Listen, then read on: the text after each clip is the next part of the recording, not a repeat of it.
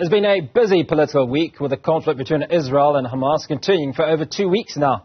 Several world leaders have voiced their allegiance. Back home, Parliament endorsed Advocate Kholeka Gcaleka for appointment as public protector.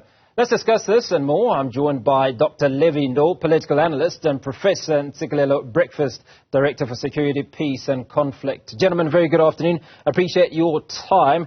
Professor Breakfast, allow me to start off with you. What are the root causes of the recent escalation in the Israel-Palestine conflict, and how does it connect to the historical context of this particular conflict? Sure, at a glance, I think it's a deep-rooted conflict.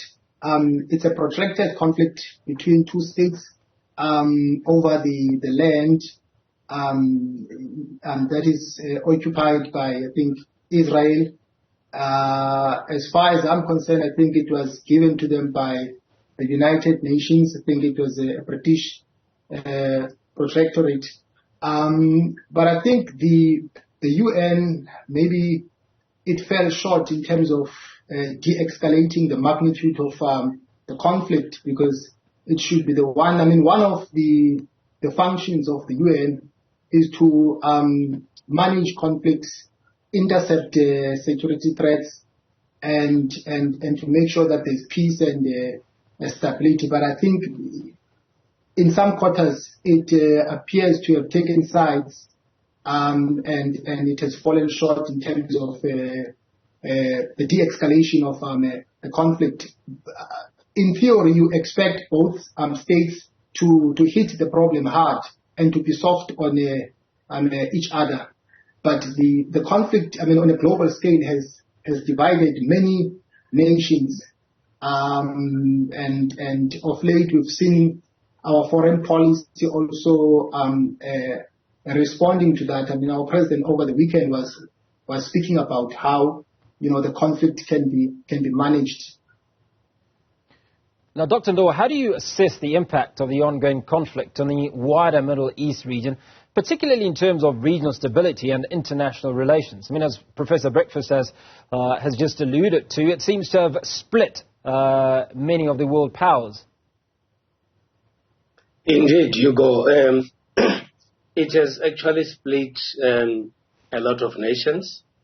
And this is the conflict which, unfortunately, has been going on for quite some time.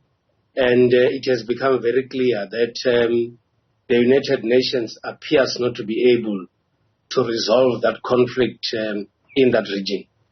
What I've also observed is that it appears as if the people of Palestine are saying that it's enough with the dominance, with the arrogance of Israel, and they don't want to see any other extension of the Israel influence in their territory, because they feel that they can be able to go on with their lives without the interference of Israel.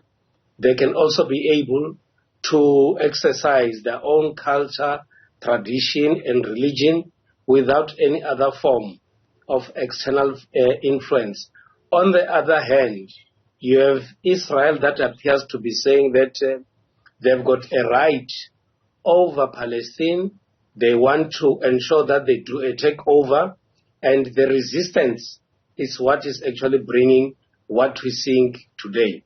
And my expectation is that now that the Cairo summit has said, and more other discussions and dialogue should actually take place, so that the number of casualties should actually not increase, because already there are more than 4,000 people who have lost their lives. And I think in the interest of peace and stability, the international community, in my view, has to intervene and ensure that whatever is happening in that region has to come to an end.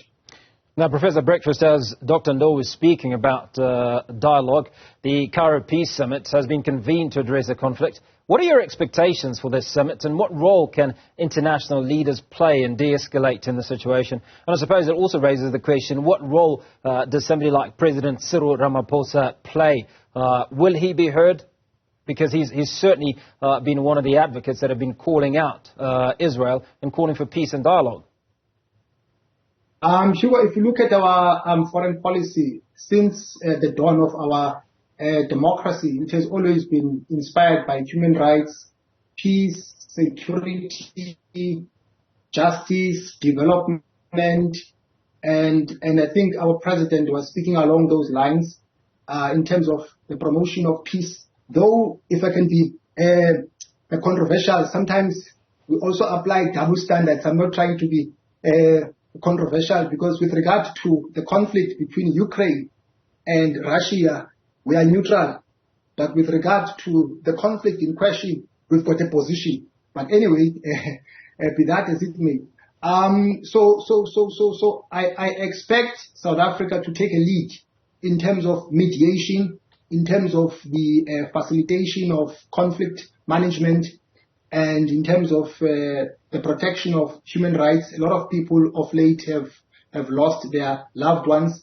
So that's the role that I expect ourselves as a country to play in terms of the de-escalation of the conflict.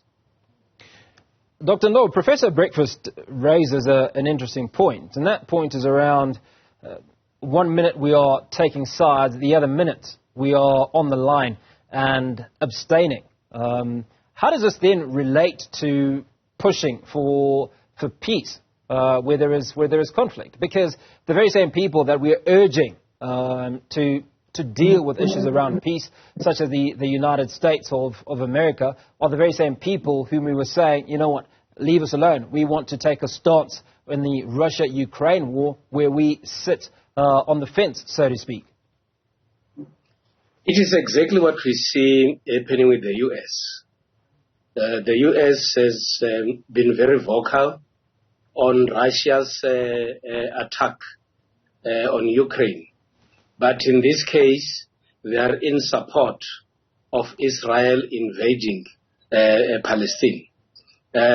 South Africa, if you look at our background, the situation between Israel and Palestine brings scars and the apartheid scars for South Africans.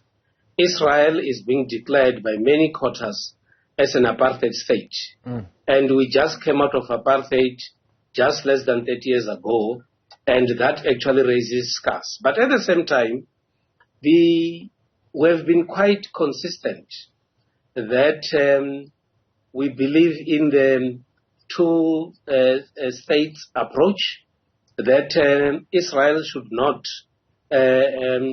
occupy Palestine and leave Palestinians to run as a sovereign state, and that unfortunately Israel sees it differently, and they're being supported by other countries.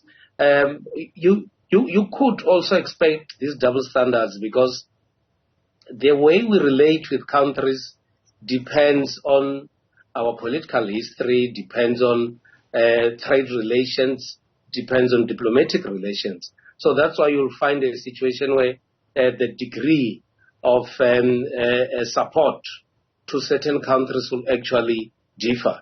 But that is a very important point that is raised by Professor Breakfast, because that observation has the potential to assist government to be firm when it comes to its own policies. Professor Breakfast, there's certainly many other issues that we could have looked through in the Israel-Palestine conflict, but we've got a measure of conflict at home on our own. Now, if we look at the appointment of Kholeka Gcaleka, what are the potential implications of her appointment as a new public protector, considering the controversy and divided opinions surrounding her selection? I think the findings that she unveiled of late with regard to the Phala issue, they do beg the question about her objectivity in terms of getting the job done or acting without fear, favor, or prejudice, because it's still a mystery that she could not find the president to have been at fault, but confined herself to her definition of what constitutes paid work, and argued that the president was not involved in the day-to-day running of the farm. Therefore, I'm exempted him. So I think those findings did not sit well with a lot of people. My reading of the situation is that there has been politicization of that office. I'm sorry to say this, but it appears as if, in my view, it started with the predecessor of the incumbent, who has of late joined the EFF. I get the sense that she took sides in terms of the factional battles within the ANC, and then sided with the radical economic transformation faction. I mean, for instance, there was a time when she employed the language of radical economic transformation in one of her findings about the Reserve Bank. I mean, how do you use that lexicon as a public a protector and talk about nationalization? So it stood to reason to me that she was gravitating towards that faction.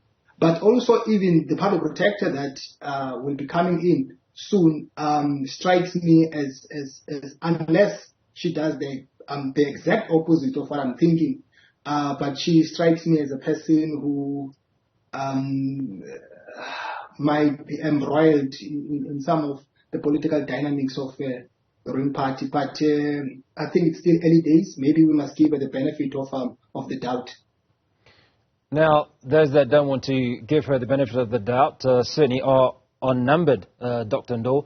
Now, how do the actions of the opposition parties, such as the DA and EFF, influence the dynamics in the National Assembly and the appointment of key public figures like the Public Protector? We do know that the ANC obviously has the numbers in the National Assembly.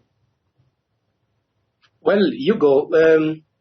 like Prof has indicated, we unfortunately have a situation where the office of the Public Protector is being politicized. The fact that you have politicians being the active participants in the appointment of the Public Protector through many processes, that clearly indicates to you that it's a politicized environment. And whether you like it or not, there could be many reasons why the DA and the EFF could not participate in that activity. First would be that they knew that it's a foregone conclusion. They participated in the interviews. They participated in the making of the recommendation. So they knew that either way, the Public Protector is going to be appointed. Or they were saying that go on and appoint your own Public Protector. South Africans will know that we did not participate in the final stages of the appointment of the Public Protector. Or they actually just felt that it might not make any difference. This process is done and dusted. So it raises a situation where one has to have a lot of conclusions in his mind.